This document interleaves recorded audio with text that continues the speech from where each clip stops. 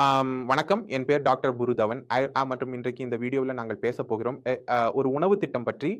இது இந்த சிறுநீரக செயலிழப்பு நோயாளிகளுக்கு மிகவும் பயனுள்ளதாக இருக்கும். அப்படி என்றால், சிறுநீரக செயலிழப்பு நோயாளியின் உடலில் பல விஷயங்கள் நடக்கின்றன. சிறுநீரகம் பாதிக்கப்படுகிறது. சிறுநீரகம் பாதிக்கப்படுவதால் உடலில் அதிக அளவு யூரியா போன்ற கழிவுகள் சேர்ந்து வருகின்றன. நாம் நோயாளியின் உணவு முறையை மாற்றி அதில் மேம்பாடு கொண்டு வந்தால் நோயாளியின் உடலில் கழிவுகள் உருவாகுவது குறைந்து விடுகிறது. மேலும் கழிவுகள் குறைவாக உருவாகும் போது அவை இரத்தத்தில் குறைவாக சேருகின்றன. அறிக்கைகள் மாறிக்கொண்டே இருக்கின்றன. சிறுநீரகத்திற்கும் ஓய்வு கிடைத்துள்ளது. சிறுநீரகத்தின் செயல்பாடுகள் மேம்படுகின்றன. அப்படியானால் சிறுநீரக நோயாளி என்ன சாப்பிட வேண்டும், எப்படி சாப்பிட வேண்டும் என்பதை குறித்து நாம் விவாதிக்க போகிறோம் இந்த வீடியோவில். இப்போது இந்த வீடியோவை தொடங்குவதற்கு முன் உங்களிடத்தில் எங்கு FT அறிக்கை படிச்சிருந்தாலும் நான் விரும்புகிறேன், இந்த வீடியோவை இங்கே நிறுத்தி உங்கள் FT எடுத்து வாருங்கள். எல்லோரும் தங்கள் அறிக்கையை எடுத்து வந்திருக்கலாம் என்று நம்புகிறேன். இப்போது 13 புள்ளிகளில் இருந்து தொடங்குகிறோம். முதலில் மிகப்பெரியதாக எழுதப்பட்டிருக்கும் விஷயம், அதனால் உங்களுக்கு மிகவும் பயமாக இருக்கும். அது கிரியேட்டினின். சரி, இதை நாம் விவாதிக்கப் போகிறோம். கிரியேட்டினின் என்பது நாம் புரதம் சாப்பிடும்போது அது நமது தசைகளில் சென்றுவிடும் போது கிரியேட்டினின் ஆக மாறுகிறது. அதிலிருந்து உருவாகும் அடிப்படை பொருள் இதை கட்டுப்படுத்த வேண்டும். அப்படியானால் நீங்கள் முதலில் என்ன செய்வீர்கள்? உணவில் புரதத்தின் அளவை கட்டுப்படுத்துவீர்கள். இப்பொழுது உங்கள் அறிக்கையில் மேலும் ஒரு விஷயம் இருக்கும். அது மொத்த புரதம். சிலவத்துல எதுவும் இருக்காது. அதுல மிகவும் நல்ல விஷயங்கள் உள்ள மொத்த புரதத்தை பாருங்கள். அது சாதாரண மதிப்புக்குள் இருக்கிறதா என்று. அந்த நோயாளிகளின் அறிக்கைகளில் மொத்த புரதம் சாதாரண மதிப்புக்குள் வந்தால் அவர்களின் உடலுக்கு புரதத்தின் தேவையில்லை. அவர்கள் தங்களை புரதமில்லா உணவுக்கு தள்ளிக்கொள்ளலாம். அதாவது, நாங்கள் பாலை நிறுத்தி விடுவோம், பருப்புகளை நிறுத்தி விடுவோம், நாங்கள் மாமிசத்தை நிறுத்தி விடுவோம், எந்த விதமான புரதத்தை உட்கொள்ள மாட்டோம். உங்கள் மனசுல கேள்வி இருக்கலாம், புரதம் சாப்பிடாமல் உடல் எப்படி செயல்படும்? இதற்கான பதிலை நான் சிறிது நேரத்தில் கொடுக்கிறேன். இப்போது அந்த நோயாளிகளின் அறிக்கையில் புரதத்தின் அளவு குறைவாக வந்தால் அவர்கள் தங்கள் உணவில் புரதத்தை நிறுத்தக்கூடாது. நீங்கள் எந்த வகையான புரதத்தை சாப்பிட வேண்டும் அப்படிங்கிறதை பார்க்கலாம். இப்பொழுது இது முக்கியமாகிறது. நீங்கள் லைட் புரதத்தை எடுத்துக்கொள்ள வேண்டும். லைட் புரதம் என்றால் சைவ புரதம், எங்களுடைய பருப்புகள் போன்றவை நீங்கள் எடுத்துக்கொள்ளலாம். ஆனால் நாங்கள் நான்வெஜ், கோழி, மட்டன் ஆகியவற்றை முழுமையாக நிறுத்துவோம். இதனை தொடங்குவது பற்றியும் சாப்பிடுவது பற்றியும் நீங்கள் நினைக்க கூடாது. இப்போது உங்களின் மனதில் சில கேள்விகள் எழுந்திருக்கலாம். எங்கள் உடலில் பலவீனம் ஏற்படும் என்று. இல்ல, ஜெயின்கள் யாரும் நான்வெஜ் உணவுகளை தொடுவதில்லை. அவர்களின் உடலில் எந்த விதமான குறைபாடும் இல்லை. இவை போன்ற பருப்புகளை சாப்பிடுவதால், ஆகையால் நீங்கள் இவை போன்ற பருப்புகளை தொடர்ந்து சாப்பிட்டால் உங்கள் உடலிலும் எந்த விதமான குறைபாடும் ஏற்படாது. மற்றும் இது நிரூபிக்கப்பட்டது. கவலைப்பட வேண்டாம். இப்போது நாம் முன்பு கூறியதை நோக்கி செல்வோம். கிரியாட்டினின் கட்டுப்படுத்துவதற்காக நாம் புரோட்டீன் உட்கொள்ளலை முழுமையாக நிறுத்தினால் எங்கள் உடலில் பிரச்சனை ஏற்படும் அல்லது ஏற்படாது. பார்த்தால் பெரும்பாலான நோயாளிகளில் பிரச்சனை ஏற்படுவதில்லை. இதுக்கு பின்னாடி வந்து காரணம் என்னன்னா, உணவில் நாங்கள் கார்போஹைட்ரேட்டுகளை நல்ல அளவில் எடுத்துக்கொள்கிறோம், ரொட்டியும் சாப்பிடுகிறோம், சாதமும் சாப்பிடுகிறோம், சர்க்கரை நோய் நிலையை பொறுத்து நாம் சாப்பிடுகிறோம். நாம் உணவை நல்ல அளவில் சாப்பிடும்போது கார்போஹைட்ரேட்டுகளை எடுத்துக்கொள்கிறோம். உடல் அதை தானாகவே புரதமாக மாற்றிக்கொள்கிறது. உடலின் தேவைக்கு ஏற்ப எனக்கு 10 யூனிட் புரதம் தேவைப்பட்டால் உடல் 10 யூனிட் உருவாக்கி கொள்ளும். சரி, ஆனால் அது கூடுதலாக உருவாக்காது. அது 20 யூனிட் மட்டுமே உருவாக்கும். நாம் புரதம் சாப்பிடும்போது அது நம் உடலில் திணிக்கப்படுகிறது. அதனால் புரதம் இல்லாத உணவு கட்டுப்பாட்டில் செல்லும் நோயாளிகளுக்கு அவர்கள் பெரியவர்களாகிவிட்டதால் உடலில் எந்த பிரச்சனையும் ஏற்படாது. ஆனால் அதே நேரத்தில் ஒரு குழந்தை, சிறிய குழந்தை என்றால் அவர்களின் உணவில் புரதத்தை நீக்கக்கூடாது. இது முழுமையாக பெரியவர்களுக்கே, 18 வயதுக்கு மேல் உள்ளவர்களுக்கே பொருந்தும். 18 வயதுக்கு கீழே உள்ளவர்கள், குழந்தைகள் மற்றும் நோயாளிகள், அவர்கள் புரதமில்லாத உணவு கட்டுப்பாட்டில் செல்லக்கூடாது. ஏனெனில் அவர்கள் வளர்ச்சி அடைந்து கொண்டிருக்கிறார்கள், உடல் வளர்ந்து கொண்டிருக்கிறது, திசுக்கள் உருவாகின்றன, எல்லாமே உருவாகின்றன. அதனால புரதம் கிடைக்காவிட்டால் நமது வளர்ச்சி தடைபடலாம். அதனால் 18 வயதுக்கு கீழே அல்லது 16 வயதுக்கு கீழே உள்ளவர்கள் புரதம் உணவாக எடுத்துக்கொள்ள வேண்டும், பருப்புகளிலிருந்து உணவாக எடுத்துக்கொள்ள வேண்டும். மேலும் அதற்கு மேல் உள்ள நோயாளிகளை நாங்கள் அறிக்கையின் அடிப்படையில் பார்த்து உணவாக எடுத்துக்கொள்ள வேண்டுமா வேண்டாமா என்பதை நிர்வகிக்க முடியும். உங்க காகிதத்தில் நீங்கள் பருப்பு சாப்பிட வேண்டுமா வேண்டாமா என்று எழுதி கொள்ளுங்கள். முழுமையாக நிறுத்தப்பட்டுள்ளது அந்த காகிதத்தில் நீங்கள் எழுதி கொள்ளுங்கள். இப்போது யூரியாவை பற்றி பார்க்கலாம். யூரியா என்ன, அது எங்கு உருவாகிறது, அதை எவ்வாறு கட்டுப்படுத்துவது என்பதையும் நாங்கள் புரிந்து கொள்வோம். யூரியாவை உங்கள் கல்லீரல் உருவாக்குகிறது. நம்ம உணவு உண்ணும் போது சாப்பிடுவதற்கு இடைவேளை உண்டா? நாம் உணவு உண்டோம், நிறைய சாப்பிட்டோம், அதையெல்லாம் நெய்யுடன் சாப்பிட்டோம், அல்லது பூரி சாப்பிட்டோம், பட்ரா சாப்பிட்டோம், கல்லீரல் அதில் அதிகமாக வேலை செய்ய வேண்டியிருக்கும், அல்லது ரொட்டி அல்லது சாதம் சாப்பிடும்போது கல்லீரல் அதில் அதிகமாக வேலை செய்ய வேண்டியிருக்கும். பட்ரா மற்றும் பூரிகளை அதிகமாக சாப்பிட வேண்டும் என்று நினைத்து அதனால் அவர் நமக்கு அதிக வேலை செய்கிறார், மேலும் அவர் அதிக வேலை செய்கிறார், அதனால அதிக யூரியா உருவாகிறது. அதனால் எளிதில் செரிக்க முடியாத எந்த ஒரு பொருளையும் நாங்கள் உடலில் சேர்க்கவில்லை. அதனால் முதல் பொருள் எடுப்பது பொரியல் உணவு, ஏனெனில் அதை செரிக்க கடினம். இரண்டாவது பொருள் நீங்கள் நீக்குவது, அது உங்கள் புரதம் நீக்கப்பட்டு விட்டது. மீண்டும் விவாதிக்க மாட்டோம். எந்த ஒரு பொருளும் செரிக்க கடினமாக இருந்தால் அது கல்லீரலுக்கு வேலை அதிகரிக்கிறது. அதை சாப்பிடும்போது யூரியா பீண்டு அதிகரிக்கும். இது நினைவில் இருக்கும். இப்போது உணவில் இருக்கட்டும். எங்கள் ரொட்டி தயாராகிவிட்டது, உலர்ந்த பரோட்டா தயாராகிவிட்டது. பரோட்டா என்று சொல்லக்கூடாது, ரொட்டி என்று சொல்ல வேண்டும். நீங்கள் அந்த ஸ்டஃப் ரொட்டியை சாப்பிட்டால் அதில் உங்கள் யூரியா மிக குறைவாக உருவாகிறது, உங்கள் உடல் மிகவும் சிறப்பாக வாழ்கிறது. சர்க்கரை நோயாளிகள் அரிசி சாப்பிடக்கூடாது. சர்க்கரை நோயாளிகள் அல்லாதவர்கள் அரிசியையும் உட்கொள்ளலாம், ஆனால் அதோடு ஒன்று ரொட்டி எடுத்துக்கொள்வது புத்திசாலித்தனமாக இருக்கும். உணவில் இவ்வளவு மாற்றம் செய்தால் கூட யூரியா அதிகமாக உருவாகுவது நிற்கிறது.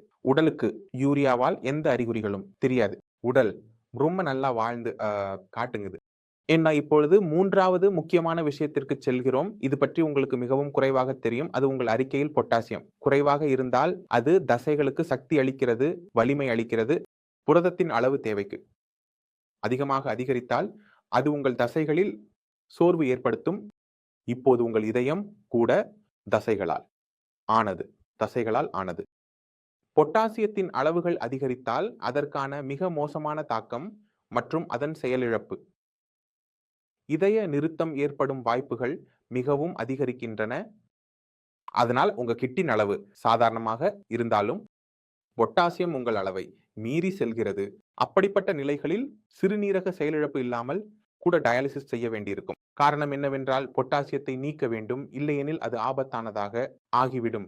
இப்பொழுது பொட்டாசியம் உடலில் உருவாகாது. கிரியாடினின் மற்றும் யூரியா உடலில் உருவாகுவது போல இந்த பொட்டாசியம் உடலில் முற்றிலும் உருவாகாது. இது ஒரே ஒரு விஷயத்திலிருந்து மட்டுமே வருகிறது, அது நம் உணவு. இப்போது உணவில் நாம் என்ன செய்ய வேண்டும்? அந்த பொருட்களை கட்டுப்படுத்த வேண்டும். அவற்றில் பொட்டாசியம் அளவு அதிகமாக உள்ளது. பொட்டாசியம் ஒவ்வொரு உணவு மற்றும் பானத்திலும் உள்ளது. நீங்க எந்த பழத்தையும் சாப்பிடலாம், காய்கறிகளையும் சாப்பிடலாம், ரொட்டி சாப்பிடுங்க, அரிசி சாப்பிடுங்க, எதையும் சாப்பிட்டாலும் அதில் பொட்டாசியம் இருக்கும். அதனால் அதில் பொட்டாசியம் அளவு அதிகமாக உள்ளவற்றை நாம் உணவிலிருந்து விலக்கி வைக்க வேண்டும். அப்படியானால் உங்கள் காகிதத்தை எடுத்துக்கொண்டு தொடங்குங்கள். மண்ணின் கீழ் வளரக்கூடிய பழுப்பு நிற காய்கறிகளில் பொட்டாசியம் அளவு அதிகமாக உள்ளது. நான் உதாரணமாக கூறுகிறேன். உருளைக்கிழங்கு, சர்க்கரை வள்ளி, அரபி, ஜிமிகண்ட், தாமரை தண்டு போன்றவற்றில் பொட்டாசியம் அளவு அதிகமாக உள்ளது. இதை உணவு பட்டியலில் இருந்து நீக்க வேண்டும்.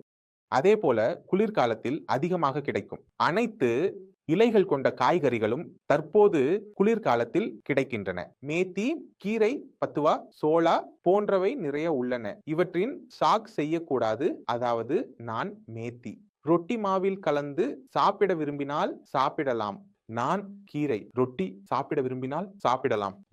அதை குக்கர்ல வச்சு வேக வைத்து அதன் சாக் செய்ய முடியாது. இந்த விஷயத்தை கவனத்தில் கொள்ளுங்கள். நீங்கள் வேறு எந்த பச்சை காய்கறி, உதாரணமாக மேத்தி, சோளா போன்றவற்றை சாப்பிட விரும்பினால் அதில் மற்ற காய்கறிகளை சேர்க்கலாம். உதாரணமாக கோவா அல்லது உங்கள் கேரட், பட்டாணி போன்றவை, அவற்றை கலவை காய்கறியாக செய்யலாம்.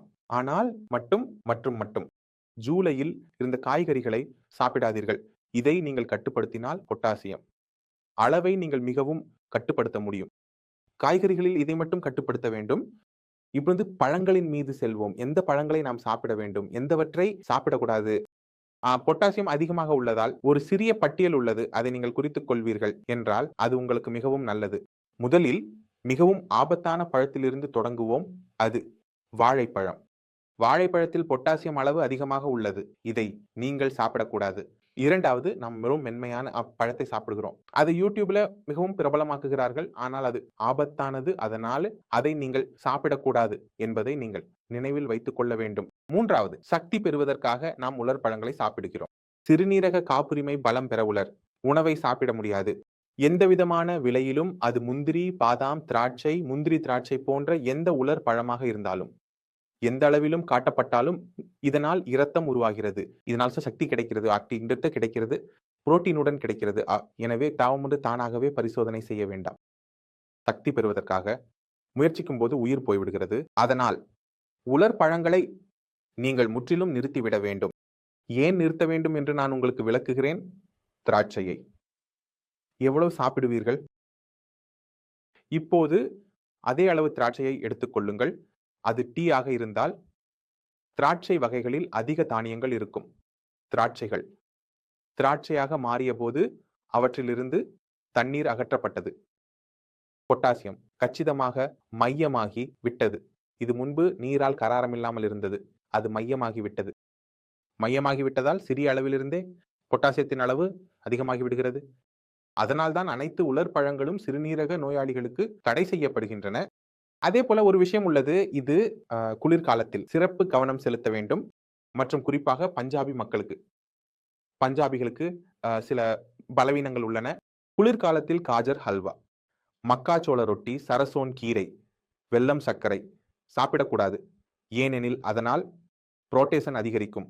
ஏன் அதிகரிக்கும் என்பதை நான் உங்களுக்கு சொல்வேன். இரண்டாவது விஷயம் என்ன சொன்னேன், நாங்கள் உங்களுக்கு சரசோன் கீரையை ஏன் தடை செய்தோம்? உங்களுக்கு ரொம்ப நல்ல முறையில் முன்பே தெரிஞ்சிருக்கும். மூணாவது விஷயம், நாங்க காஜர் ஹல்வா பத்தி சொன்னோம். காஜர் ஹல்வா சாப்பிடலாம். கோவா பற்றி கவனம் செலுத்தி இதை நாங்கள் பின்னர் எப்போதாவது வீடியோவில் விவாதிப்போம். ஆனால் வெல்லம் என்பது கரும்பு மூலம் தயாரிக்கப்படுகிறது, எடுக்கப்படுகிறது. கரும்பு ஜூஸ் நீரிக்கப்படுகிறது மற்றும் அதை வேக வைத்து வெல்லமாக்கப்படுகிறது. அதாவது பல கரும்புகளில் உள்ள பொருட்கள் வெல்லத்தில் செறிவடைகின்றன. அதனால கொஞ்சம் நம்ம வெல்லம் சாப்பிட்டால் அதில் உள்ள பொருட்களின் அளவு அதிகமாகும். அது உங்கள் நுரையீரலை சுத்தம் செய்யட்டும். அது உங்கள் நீரிழிவு நோய்க்கு நல்லது. அல்லது அது உங்களுக்கு ஏதோ ஒரு காரணத்திற்காக நல்லது. நீங்க பல விஷயங்களை, பல நன்மைகளை கேட்கவும் காணவும் முடியும். வெல்லம் எனக்கு நல்லது, ஆனால் சிறுநீரக செயலிழப்பு உள்ளவர்களுக்கு ஆபத்தானது. முயற்சி செய்வது விலை கொடுக்க வேண்டியதாக இருக்கும். சரி, இந்த வகை பரிசோதனைகளை நீங்கள் செய்ய வேண்டாம். சர்க்கரை சாப்பிடுங்கள். சந்தையில கிடைக்கும் இரட்டை சுத்திகரிக்கப்பட்ட சர்க்கரை. எதை நீங்கள் கெட்டதாக நினைக்கிறீங்களோ அதை நான் கெட்டதாக கருத மாட்டேன். அது உங்களுக்கு சரியாக இருக்கலாம். ஆனால் நான் அதை பற்றி கவனம் செலுத்துவோம் என்று சொல்ல மாட்டேன். இப்பொழுது உங்கள் அறிக்கையில் ஒரு முக்கியமான விஷயத்தை பார்க்கலாம். சோடியம் போன்றவை. மக்கள் சோடியம் எங்கள் உடலில் எங்கிருந்து வருகிறது என்பதை அறிவார்கள். அது உப்பு. சரி, உப்பு இருக்கு. இப்போது பல வகையான மலிவான மற்றும் விலை உயர்ந்த உப்புகள் வருகின்றன. சாதாரணமாக விற்கப்படும் கொட்டை தரவை பூர்த்தி செய்கிறது. அது 150 ரூபாய் விலையில் கிடைக்கும். பச்சை நிற டாடா லைட் என்று அழைக்கப்படுகிறது. அவர் உங்களுடைய இமயமலை விற்கப்பட்ட பிங் உப்பில் ஒன்றை பெறுகிறார்.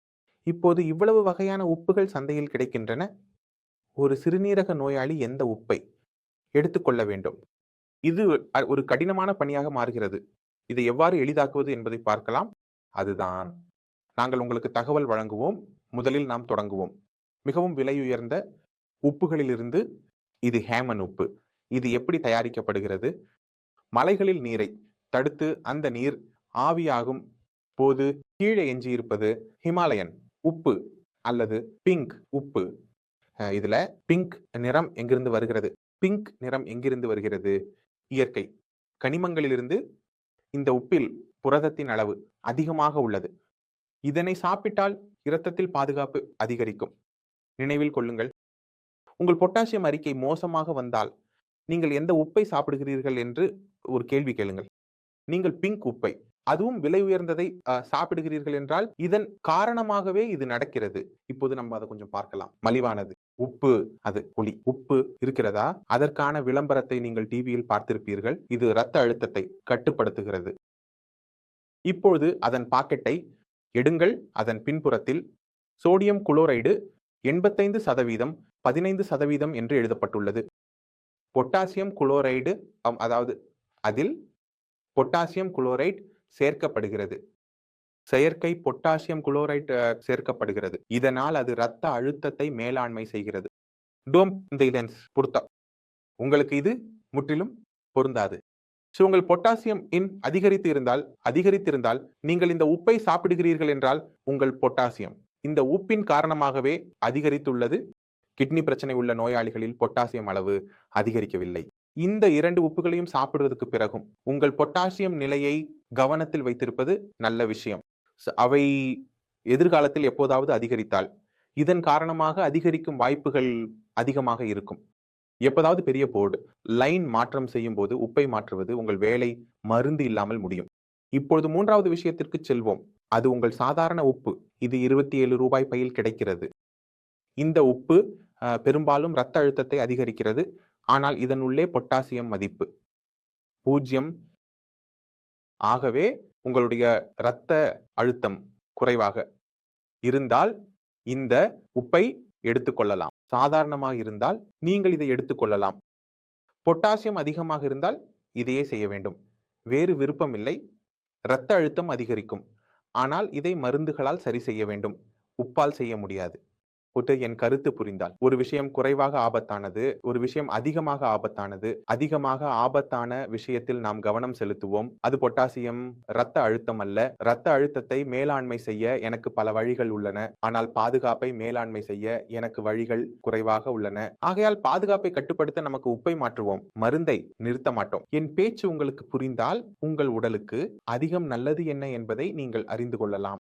ஆகையால் நான் ஓபிடியில் உட்கார்ந்து செய்யும் வேலை என்னவென்றால் இதை சாப்பிடுங்கள், அதை சாப்பிடுங்கள் என்பதே. இன்றைக்கு இந்த வீடியோ மூலம் நான் அனைத்து அறிவையும் உங்களுக்கு மாற்றி வழங்குகிறேன். தயவு செய்து அதை நன்றாக உறிஞ்சிக் கொள்ளுங்கள். மீண்டும் மீண்டும் உங்களிடம் அதே கேள்விகள் வருகின்றன. சரி, இப்பொழுது உங்கள் அறிக்கையில் கால்சியம், பாஸ்பரஸ் வருகிறது. கால்சியம் மற்றும் பாஸ்பரஸை நீங்கள் உணவின் மூலம் மேலாண்மை செய்ய முயற்சித்தால் உங்கள் உணவு முழுவதும் முடிவடையும். எனவே நான் எப்போதும் என் நோயாளிகளுக்கு உணவில் இவ்வளவு கடுமையாக இருக்க விரும்பவில்லை. உணவுக்காக எந்த உருப்படியும் மீதமில்லை என்று. கால்சியம், பாஸ்பரஸ், பொட்டாசியம் இவை அனைத்தும் உணவிலேயே உள்ளன மற்றும் எதுவோ ஒன்று உங்கள் உடலுக்குள் செல்லும். அப்படியானால் நீங்கள் மனதில வைத்துக் கொண்டீர்களா? முழுமையாக ஒரு அனைத்து உணவையும் சாப்பிட்டு விட்டீர்கள். நான் பால் பொருட்களை விட்டுவிட்டேன், குறைத்து விட்டேன், நிறுத்திவிட்டேன், புரதத்தை விட்டுவிட்டேன். பெரும்பாலான 99.99% வழக்குகளில் விஷயங்கள் தீர்ந்து விடுகின்றன. மேலும் தனியாக எங்களுக்கு எந்த முன்னெச்சரிக்கையும் எடுக்க வேண்டியதில்லை. அப்படியானால் நீங்கள் என்ன செய்வீர்கள்? கூகுளில் சென்று கால்சியம் நிறைந்த உணவுப் பொருட்களை தேடுங்கள், திருமணம் முடிந்துவிட்டது. பாஸ்பரஸ் நிறைந்த உணவுப் பொருட்களை தேடுங்கள், திருமணம் ஏற்கனவே முடிந்துவிட்டது. அவற்றை நிர்வகிக்க எங்களுக்கு மேலும் பொருட்களை புரிந்து கொள்ள தேவையில்லை. சிறிதளவு உணவு போகும். ஆனால் அதை நீங்கள் நிர்வகிக்க முடியும். மருந்துகளின் உதவியுடன் எளிதாக. மேலும் இது வாழ்க்கை முறைமையை மாற்றுவது அல்ல என்பதை நினைவில் கொள்ளுங்கள்.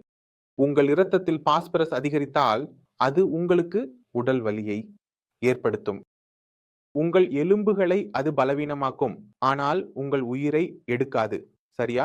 அதனால் அதை கால்சியம் மற்றும் வைட்டமின் டி மூலம் நிரப்ப முடியும். அதனால் நமக்கு கவலை இருக்காது. பாஸ்பரஸ் பைண்டர்கள் சந்தையில் கிடைக்கின்றன. அவை மிகவும் எளிதாக வேலை செய்கின்றன.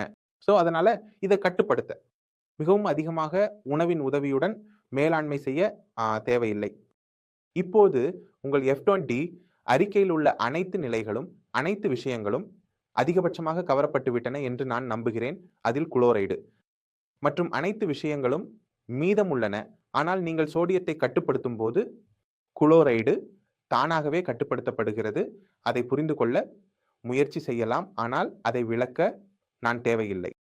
இப்போது நாம் உணவு பற்றி பேசுவோம். அதனால பேச்சு முடிந்தது. ஒரு விஷயம் உங்கள் அறிக்கையில் இல்லை. அது உங்கள் உடலில் எவ்வளவு தண்ணீர் இருக்க வேண்டும் என்பதுதான். நாம் உணவு சாப்பிடும் போது தண்ணீர் குடிப்போம். மேலும் உடல் 70% தண்ணீரே ஆகும்.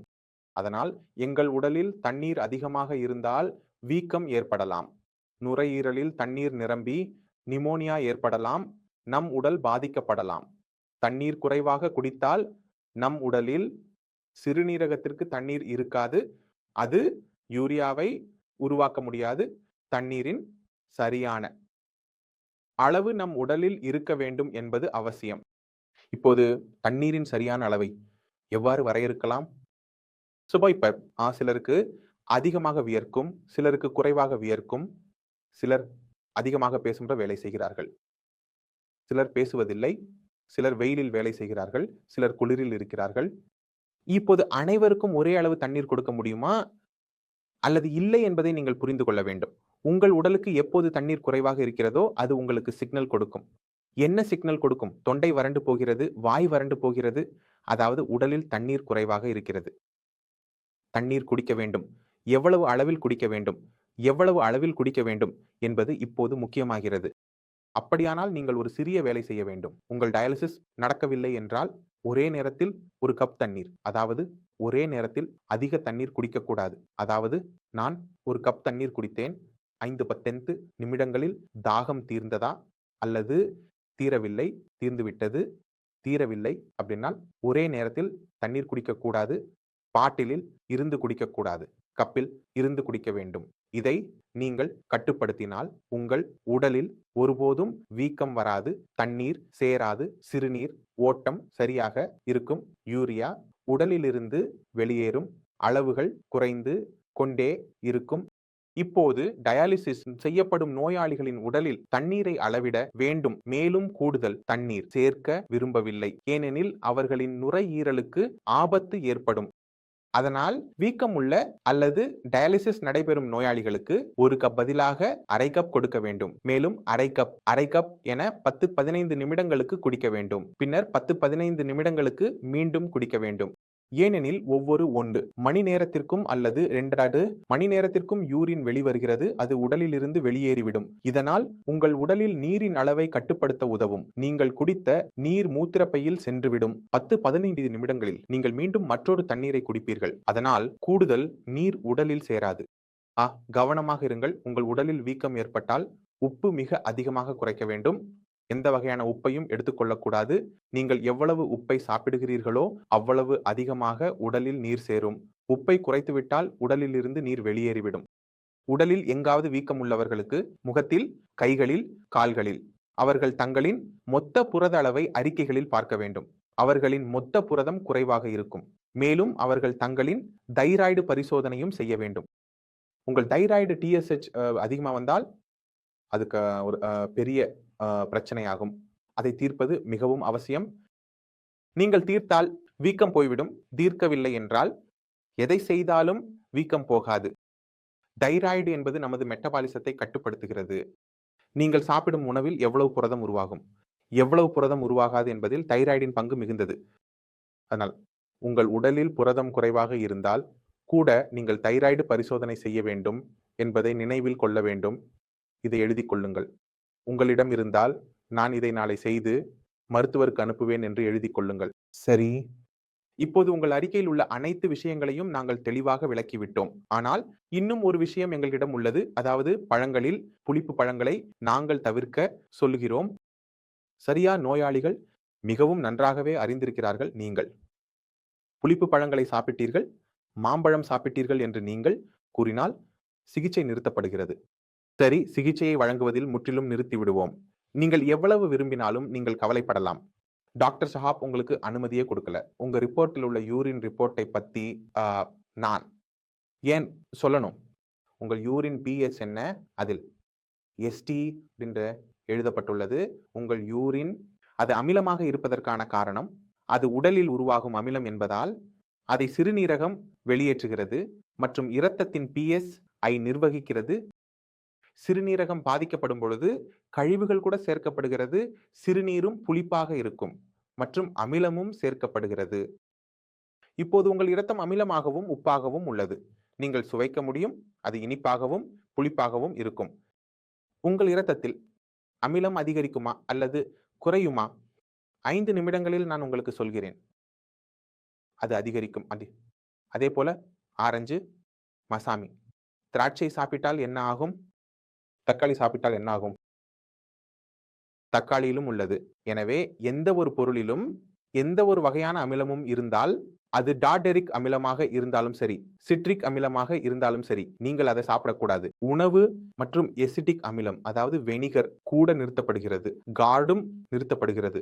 ஏனெனில் இதில் லாக்டிக் அமிலம் உள்ளது.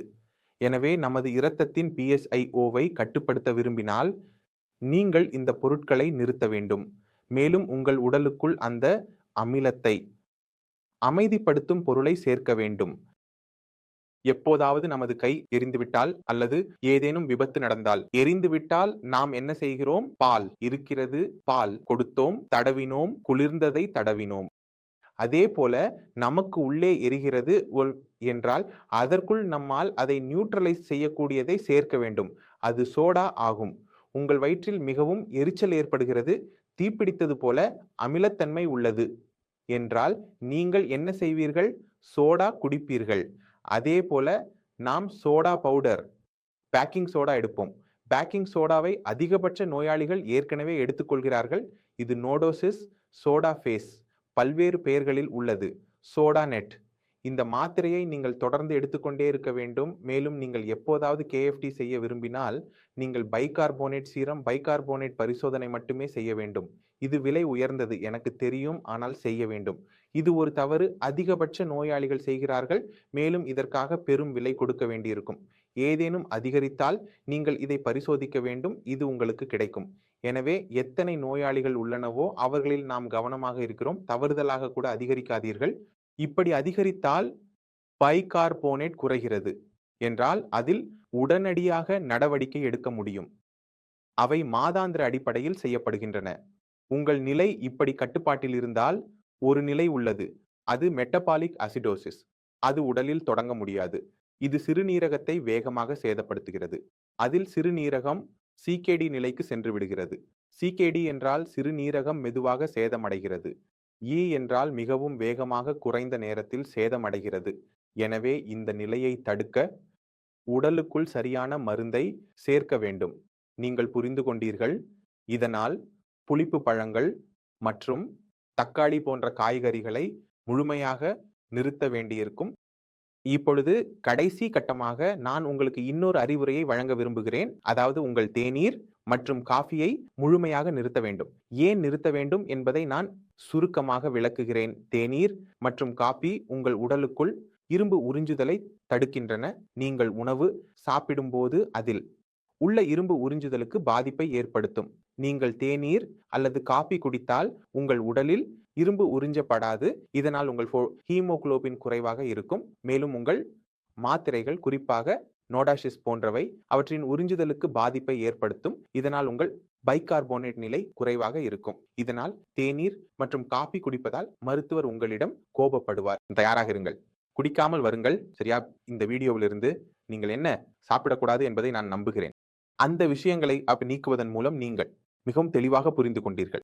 மீதமுள்ளவற்றின் பட்டியலை உருவாக்கி விடுங்கள். உங்களுக்கு பிடித்தவற்றின் பட்டியலை உருவாக்கி விடுங்கள். எப்போது நீங்கள் என்னிடம் வருகிறீர்களோ அந்த பட்டியலை கொண்டு வாருங்கள். என்ன சாப்பிட வேண்டும், என்ன சாப்பிடக்கூடாது, ஏன் மறுக்க வேண்டும் என்று நான் முழுமையான காரணங்களை உங்களுக்கு வழங்குவேன். அதை தேடி பாருங்கள். உங்களுக்கு பதில்கள் கிடைக்கும். டாக்டர் சொன்னது உண்மையா அல்லது பொய்யா அப்படிங்கறதை நீங்கள் அறியலாம். இப்ப நான் சொல்றேன். அடுத்த வீடியோவில் சந்திப்போம். அதுவரை வணக்கம்.